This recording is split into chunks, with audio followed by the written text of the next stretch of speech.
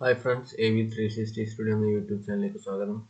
നമ്മളിപ്പോൾ കഴിഞ്ഞ വീഡിയോയിൽ പൈറവിറ്റിൻ്റെ ട്യൂട്ടോറിയലാണ് നോക്കിയിരുന്നത്. അതിൻ്റെ സെക്കൻഡ് വീഡിയോ ആണ്.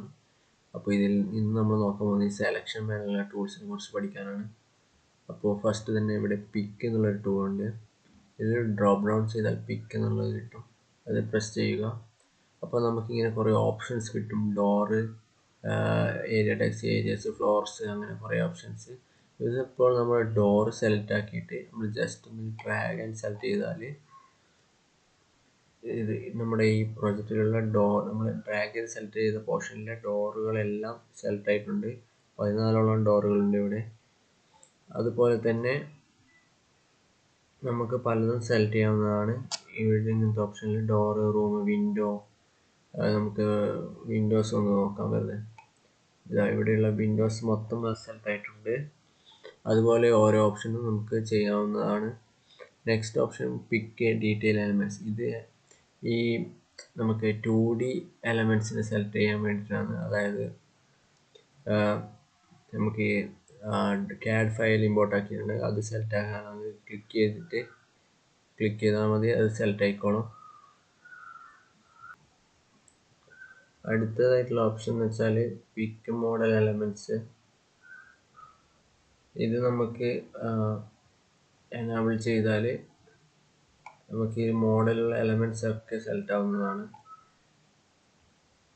ഇത് അടുത്ത നമുക്ക് സെറ്റ് വർക്ക് സെറ്റ് എന്നുള്ള ഓപ്ഷൻ നോക്കാം. സെറ്റ് വർക്ക് സെറ്റ് എന്ന് വെച്ചാൽ ഇപ്പോൾ ഇത് നമ്മൾ ക്ലിക്ക് ചെയ്തിട്ട് സെറ്റ് വർക്ക് സെറ്റ് പ്രസ് ചെയ്തിട്ട് ഇപ്പോൾ ഡോർ സെലക്ട് ചെയ്തിട്ടുണ്ടെങ്കിൽ, ഇപ്പോൾ നമുക്കറിയാം ഡോർ നമ്മളിത് സെൻട്രൽ ഫയൽ ആണെങ്കിൽ നമുക്ക് ഡോറിനൊക്കെ വർക്ക് സെറ്റ് ഉണ്ടാവും. അപ്പോൾ ഈ ആക്റ്റീവ് വർക്ക് സെറ്റ്, ഇപ്പോൾ ഡോറിൻ്റെ വർക്ക് സെറ്റ് നമ്മുടെ ആക്റ്റീവ് വർക്ക് സെറ്റ് ആക്കാൻ വേണ്ടിയിട്ടാണ് സെറ്റ് വർക്ക് സെറ്റ് നമുക്ക് ഉപയോഗിക്കുന്നത്. ഡോറിൻ്റെ മാത്രമല്ല, നമ്മൾ സെലക്ട് ചെയ്ത് ഏതാണ് ഇതിപ്പോൾ കോളാണ്. അപ്പോൾ ഈ കോളത്തിൻ്റെ വർക്ക് സെറ്റ് നമുക്ക് ആക്റ്റീവ് വർക്ക് സെറ്റ് ആക്കാൻ പറ്റും. അതായത് പൈറവിറ്റിയിൽ സെറ്റ് വർക്ക് സെറ്റ് ഇത് ഇപ്പോൾ ഞാൻ കോളത്തിന് വർക്ക് സെറ്റ് ഒന്നും കൊടുത്തിട്ടുണ്ടായിരുന്നെങ്കിൽ ഇതിപ്പോൾ ക്ലിക്ക് ചെയ്താൽ നമ്മുടെ ആക്റ്റീവ് വർക്ക് സെറ്റ് ഇവിടെ കോളത്തിന് വരും. അടുത്തതായിട്ടുള്ള ടൂള് ഐസൊലേറ്റ് എന്നുള്ള ഓപ്ഷനാണ്. ഐസൊലേറ്റ് ക്ലിക്ക് ചെയ്തിട്ട് നമുക്കിപ്പോൾ ഡോറ് ഐസൊലേറ്റ് ചെയ്തെടുക്കണം. അതായത് ഡോറ് മാത്രം നമുക്ക് കാണാം. അപ്പോൾ ഡോറ് ക്ലിക്ക് ചെയ്യാം.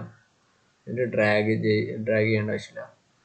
ഡോറ് ക്ലിക്ക് ചെയ്യുമ്പോൾ നമുക്ക് ഈ പ്രോജക്റ്റിലെ എല്ലാ ഡോറും നമുക്ക് കാണാവുന്നതാണ്.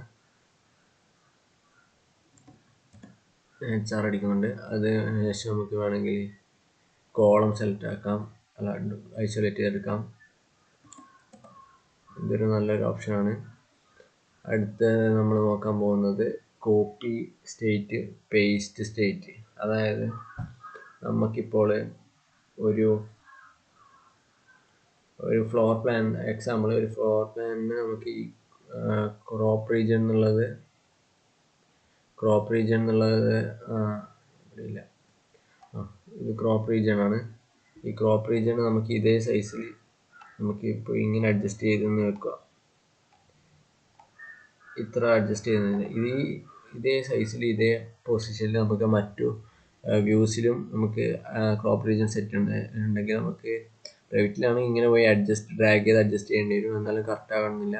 പക്ഷേ നമുക്ക് ഇത് കോപ്പി സ്റ്റേറ്റ് ഉപയോഗിച്ചുകൊണ്ട് നമുക്ക് ഇത് ക്ലിക്ക് ചെയ്താൽ ഇവിടെ ക്രോപ്പ് റീജിയൻ എന്ന ഓപ്ഷൻ ഉണ്ട്, അത് ക്ലിക്ക് ചെയ്തിട്ട് അപ്പോൾ കോപ്പി ആയിട്ടുണ്ടാവും. എന്നിട്ട് നമ്മൾ ഈ വ്യൂവിൽ വന്നിട്ട് നമ്മൾ പേസ്റ്റ് സ്റ്റേറ്റ് അടിച്ചാൽ ക്രോപ്പ് റീജിയൻ അത് കറക്റ്റ് ആ സൈസിൽ തന്നെ ക്രോപ്പ് ആയിക്കോളും.